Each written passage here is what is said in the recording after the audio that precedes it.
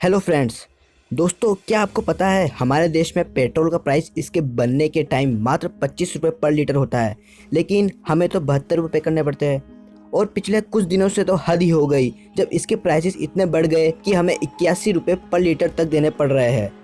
तो क्या आपने सोचा है आखिर ये पेट्रोल का प्राइस में इतना बड़ा गैप किस कारण आता है और ये प्राइस कुछ दिनों से इतना क्यों बढ़ रहा है?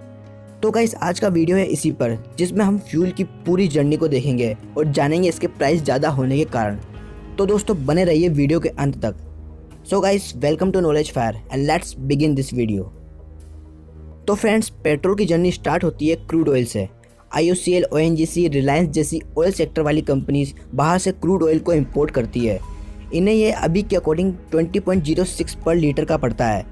इन कंपनीज का काम क्रूड ऑयल की रिफाइनिंग करना होता है, जिसमें अलग अलग टेम्परेचर पर पेट्रोल, डीजल, वैसलीन, डामर जैसे प्रोडक्ट्स निकलते हैं। रिफाइन होने के बाद कंपनी के पास पेट्रोल आ जाता है। रिफाइनिंग प्रोसेस, ट्रांसपोर्टेशन, मार्जिन का टोटल करने पर 4.9 रुपीज़ पर लीटर बनता है, जिससे पेट्रोल का प्राइस 24.96 रुपये हो जाता है। अब ये पेट्रोल सभी पेट्रोल पंप पर जाने के लिए रेडी है। इसके बाद शुरू होती है सरकार की कमाई।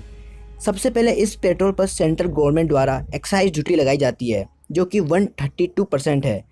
ये टैक्स देश में मैन्युफैक्चर हुए प्रोडक्ट्स पर लगता है। इसके अलावा इस पर रोड सेस भी लगता है।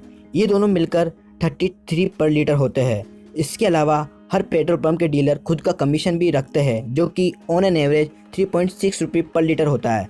तो इस तरह पेट्रोल का प्राइस 61.56 रुपये पर लीटर हो जाता है। लेकिन टैक्सेस अभी यही ख़त्म नहीं होते हैं। पेट्रोल पर एक और वैल्यू एडिड टैक्स भी लगता है, जिसे वैट कहते हैं। ये टैक्स स्टेट गवर्नमेंट लगाती है। ये टैक्स हर स्टेट का अलग अलग होता है, जैसे दिल्ली का 30%, महाराष्ट्र का 38%, राजस्थान का 35% एंड हैंड्स ऑन। इस टैक्स की वजह से ही पेट्रोल का दाम हर राज्य में अलग अलग होता है। तो मान लेते हैं दिल्ली का वेट 30% है, तो पेट्रोल पर इतना टैक्स लगाने पर पेट्रोल का दाम 80 रुपये पर लीटर पहुँच जाता है। तो दोस्तों, आपने देखा कि कैसे 25 रुपये का पेट्रोल टैक्स पर टैक्स खा के 80 रुपये में बिकता है, यानी टोटल हम 220% टैक्स देते हैं 1 लीटर पर। लेकिन सवाल यह है कि पेट्रोल पर इतना टैक्स क्यों और ये बढ़ता क्यों है? तो दोस्तों, हमारे देश में गवर्नमेंट का सबसे बड़ी कमाई का साधन टैक्सेस होता है। क्योंकि इंडिया में सबसे ज़्यादा पेट्रोल और दारू की डिमांड है, तो गवर्नमेंट इन्हीं पर टैक्सेस मैनिपुलेट करके अर्निंग करती है।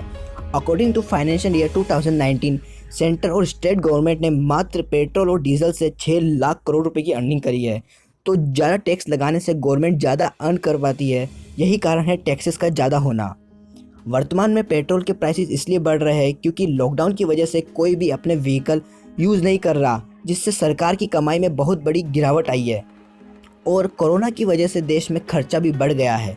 तो इस ज़रूरत को पूरी करने के लिए सरकार के पास टैक्स के थ्रू पैसा वसूलने के अलावा और कोई रास्ता नहीं बचा। इसके अलावा राजनीतिक पार्टियां सत्ता में बने रहने के लिए भी पेट्रोल का प्राइस कुछ टाइम के लिए बढ़ा देती है, फिर बाद में वापस उसी प्राइस पर लाकर बोल देती है कि देखो, हमने हमारे राज्य में पेट्रोल सस्ता किया। तो ये भी एक छोटा कारण हो सकता है दाम बढ़ने के।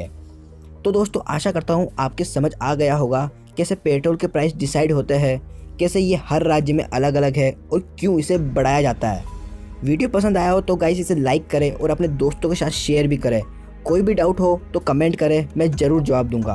तो फ्रेंड्स, मिलते हैं ऐसी ही एक और नॉलेजेबल वीडियोस में। तब तक के लिए जय हिंद, जय भारत।